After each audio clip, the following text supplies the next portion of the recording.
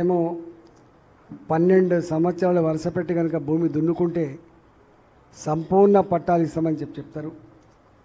ఇక్కడ కూడా ఇల్లు కట్టుకునే వాళ్ళకు జీవో నెంబర్ 58 జీవో నెంబర్ 59లో చాలామందికి నామినల్ ప్రైస్ మీద రెగ్యులైజ్ చేసిండ్రు. కానీ కంటోన్మెంట్కి ఆ భాగ్యం లేదు. ఈ దఫా మాట్లాడతాం.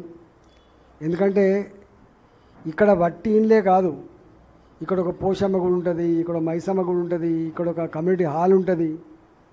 దీన్ని ఎవడు డిస్మాంటిల్ చేయగలిగే శక్తి లేదు, ఎవరికి డిస్మాంటిల్ చేసే శక్తి లేదు. డిస్మాంటిల్ చేసే శక్తి లేనప్పుడు, మళ్ళీ తీసుకోవడానికి ఆస్కారం లేనప్పుడు ఉన్న భూముల మీద ఏదో ఒక వెసులుబాటు కల్పించి వాళ్ళకు హక్కులు కల్పిస్తే వాళ్ళు ఇక్కడే ఉన్నంతలో 60 గజాలు 80 గజాలు 100 గజాలు 2 ఫ్లోర్లో 3 ఫ్లోర్లు వేసుకొని ఉన్న వాళ్ళ కుటుంబ సభ్యులు ఒకే దగ్గర జీవించే భాగ్యం కలుగుతుందని చెప్పి భావిస్తారు.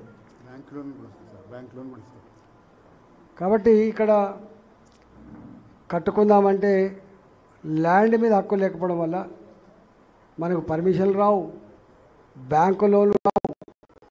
కట్టుకోవడం దొంగతనం కట్టుకోవాల్సింది తప్ప దొరతనంగా ఉండే పరిస్థితి లేదు, 60 ఏళ్ళు గడిచినప్పటికి కూడా. కాబట్టి ఇట్లాంటి సమస్య ఈ కంటోన్మెంట్లో ఇంకా చాలా దిక్కులో ఉంటుంది. దీనికి ఒక పరిష్కారాన్ని కనుగొనడానికి మీ బిడ్డగా నేను ప్రయత్నం చేస్తాను. మీకు జనరల్గా మాలాంటి వాళ్ళం ఏదో ఎంపీలమైనాం ఎమ్మెల్యేమైనాం అధికారం వచ్చిందన్నటువంటి దాబు దర్పం తెలంగాణ ఉద్యమంలో ఉన్నప్పుడు చూసిండ్రు.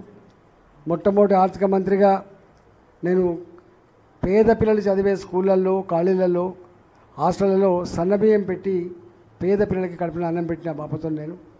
మీకు మొన్న కరోనా కష్టకాలంలో విలవిల్లాడుతూ ఉంటే మీరు, భయంతో వణికిపోతుంటే మీరు, రెక్కాడి చకాలని డొక్కని నిలవాళ్ళు ఏ పూటకో ఆ పూట బతికే వాళ్ళు కూడా పని లేక నెల రోజులు 2 నెలలు గిలగిల కొట్టుకున్నాడు. ఆనాడు ఇదే గాంధీ హాస్పిటల్లో వైద్య ఆరోగ్య శాఖ మంత్రిగా కరోనా పేషెంట్లకు అడ్డగా ఉండి పనిచేస్తున్నాను నేను. కాబట్టి నా గురించి మీకు ఎక్కువ చెప్పుకోవాల్సి అక్కర్లేదు. మీరు ఇంత గొప్పగా నేను రాకపోయినా ఆదరించి పిల్లలు మంచిగా చదువుకుంటే ఏమైనా ఇంజనీరింగ్ కాలేజీలో సీట్లు అడ్మిషన్లు ఇంత కన్సెషన్ కావచ్చు. మీకు వైద్యపరమైన సమస్య మీకు ఎక్కడన్నా ఆపద, మీరు అంత ఈజీగా డబ్బులు ఖర్చు పెట్టలేరు కాబట్టి. ఎందుకంటే మీ దగ్గర బ్యాంకు బ్యాలెన్స్ ఉండవు, ఎల్ఐసి పాలసీలు ఉండవు. ఈ వైద్యపరమైన ఖర్చు దరిద్రం ఒకప్పుడు ఉన్న వాళ్ళకు, అంటే ఎండమ్మకం చూడని వాళ్ళకు, డబ్బులున్న వాళ్ళకే రోగాలు వస్తున్నాయి అనుకున్నారు.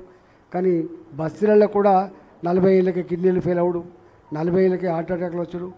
అనుకోని ఖర్చు నీ మీద పడితే నువ్వు పడే బాధ ఇంత అంత ఉండదు. కాబట్టి అలాంటి సందర్భంలో నేను ఉంటా అని చెప్పి మీకు హామీ ఇస్తూ ఇవాళ నేను మళ్ళీ వస్తా తప్పకుండా.